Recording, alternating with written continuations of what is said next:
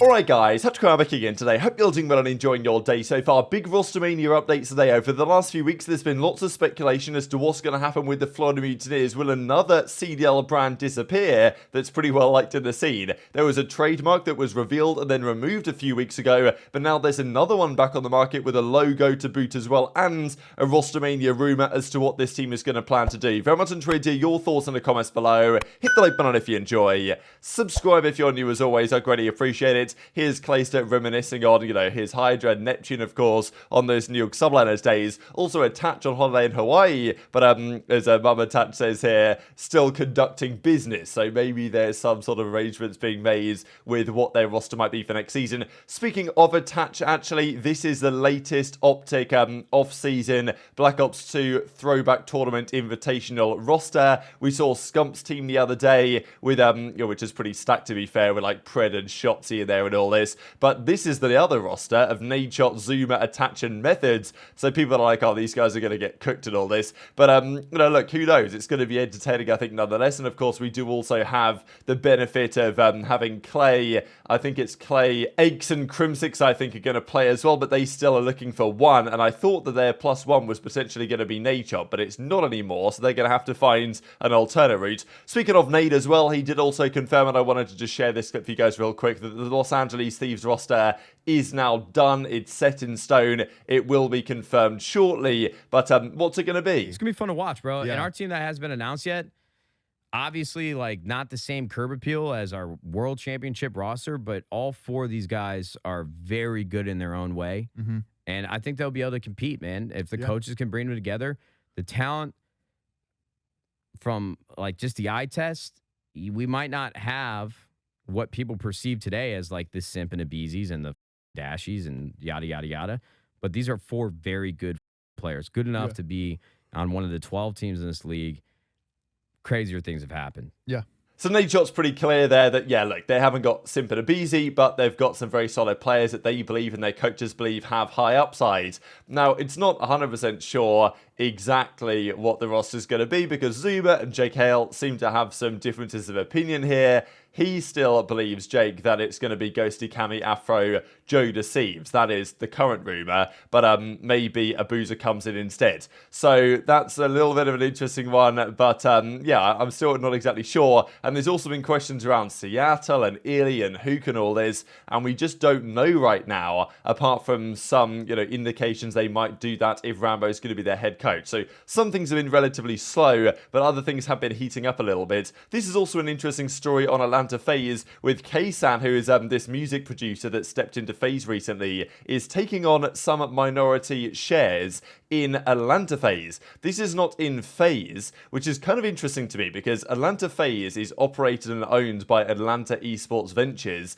that then license the naming rights from FaZe. So he's not like coming into FaZe, he's coming into Atlanta FaZe, which is definitely a different perspective in some respects. But also, I wonder what this means for, I think he wants to get a little bit more involved in their intros and, making the content a little bit better around their team. So maybe there can actually be some positive effects to this rather than just like someone stepping in to pay some money and that's kind of the end of the deal. Now, this is really interesting as far as I'm concerned from Daryl. Head coach, of course, okay, I guess joint head coach with Sender or whatever of the New York Subliners. We know that Daryl and Crimsix during the New York days had their fair share of disagreements. They had all that drama on the flank that went down following the Vanguard season. But of course, Daryl is seeing a lot of the controversy, let's say, around the Priestahh decision to drop him from the team or, whatever you think happened behind the scenes there. I think it's relatively clear that if they wanted to keep him, they probably could have done, and they were considering a mid-season roster change. The season ends, all the other teams are upgrading. They seemingly decided to try and pack a punch Priestahh into Sib. Now, Daryl says, last year's buzzword was pacing. This year, it's culture. Culture isn't just all smiling together.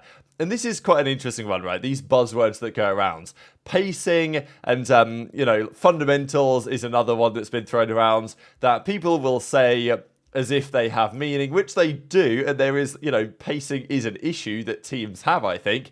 But people will use it to say, oh, there's a pacing problem and all this. And I understand what Drill's saying. Sometimes there's a bit of a buzzword where people they couldn't exactly give like a clear explanation to a 5-year-old on exactly what they're trying to say, but they'll use the word because it sounds good. And I think a lot of people are guilty of this. Now, Driel says that culture is now this year's buzzword, and I think that he's probably pointing at the flank to some degree, because he says in the replies, 2 years ago you had to basically be not soft to win, and this was the point that was being made by Aches and by Crimsix on those flank episodes, where they were basically saying, look, you've got to be hard on your teammates, because if you're not, then that, you know, you're not going to get the best out of them type thing. And the point was that Driel was making that different players respond in different ways to different leadership styles. And he does make an interesting point that the perception a couple of years ago was that you've got to be hard on your teammates, at least by some, and now the perception is, oh, like, if you've got good vibes and your culture's good and you're smiling and all this,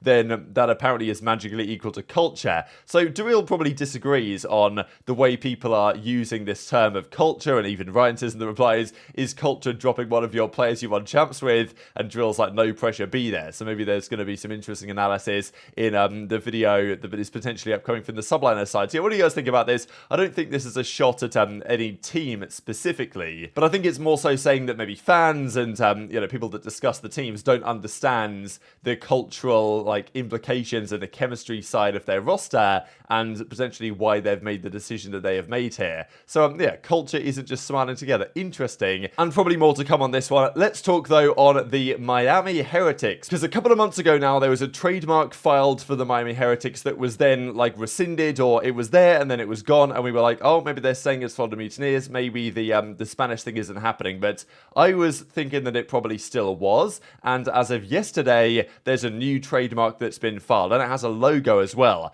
Just to mention as well, the rotation, they're based in Europe, so we do our dates differently. So this isn't the 8th of February, this is the 2nd of August, so just a couple of days ago. And you know, so just to clarify that one, but here's the trademark information on the Miami Heretics, filed in Spanish, second language English, and that obviously makes a fair bit of sense. This then is the logo, and people are saying, oh no, here we go. We've gone from one of, again, we've had some great brands in COD over the last few years, some of them that have died out. OpTic Chicago, I wasn't a massive fan of that, to be fair.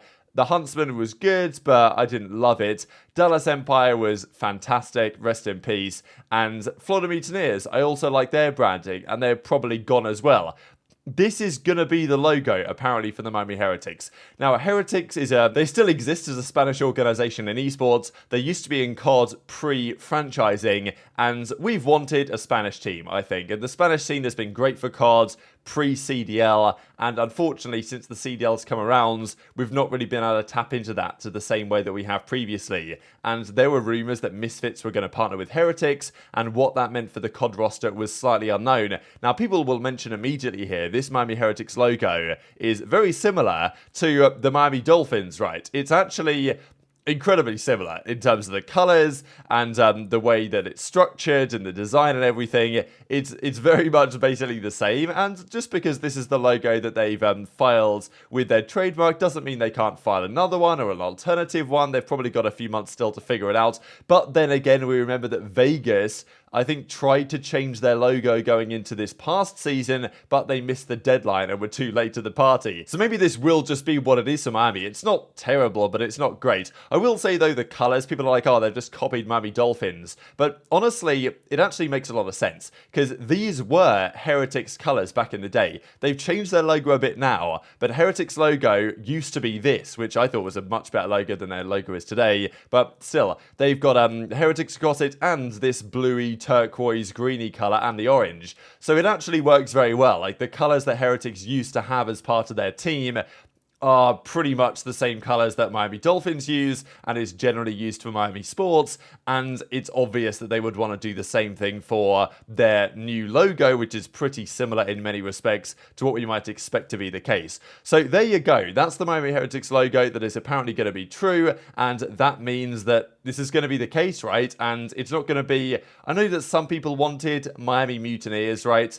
I've always been a bit confused why certain cities have city-based and why certain teams have like entire states, you know. It's like Minnesota get the whole state technically, Florida get the whole state, but yeah, most teams have just a city. Like, I was a little bit confused by that. It doesn't really matter because that team still technically owns that geolocation, I think, for that entire state pretty much. Unless you're one of the Los Angeles teams, I suppose, in which case you've got to share it, but maybe they're going to start, like, things are going to be more city-based, or they're just going to get rid of this entirely, which is what I think is going to happen when Microsoft come in, that the city-based stuff is no longer going to be relevant, to be honest. But there's also been some rumors around a potential special stream with important announcements coming on August the 24th. So that might be the announcement day for this, if this is true. And the other side then is, what's the roster going to be? Just before we get to that, wanted to mention that the CDL has eaten a lot of brands alive over the last few years, of course.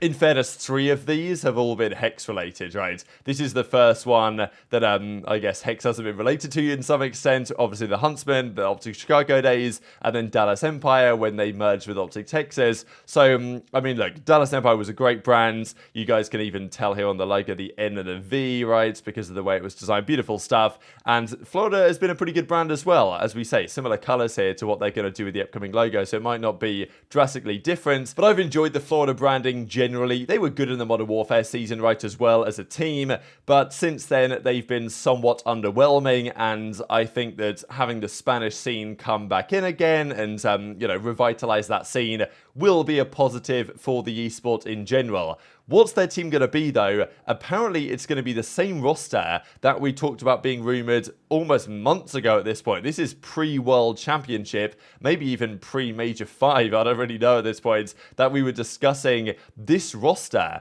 Vikul staying, right, because he was there last year, and Spanish heritage makes sense. Metals, Journey, Eric Boom, Lucky. This was the team that was originally reported that they were going to go for, but many people said, are you sure about this? These guys are good Spanish players, but they aren't necessarily considered to be all of the best Spanish players. Real, for example, who has been on the Minnesota Rokkr for a while, partnering him with Vikul, many would have said that's the way to go. There's also the likes of Super, top tier Spanish player, but you can't tend to find in these regions, there's a bit of friction, right? Like, some of those players might not want to play with each other. There might be a bit of drama going on there in the scene. So they might have to go with a roster which is, from a Spanish-speaking perspective, theoretically not as good as it could be.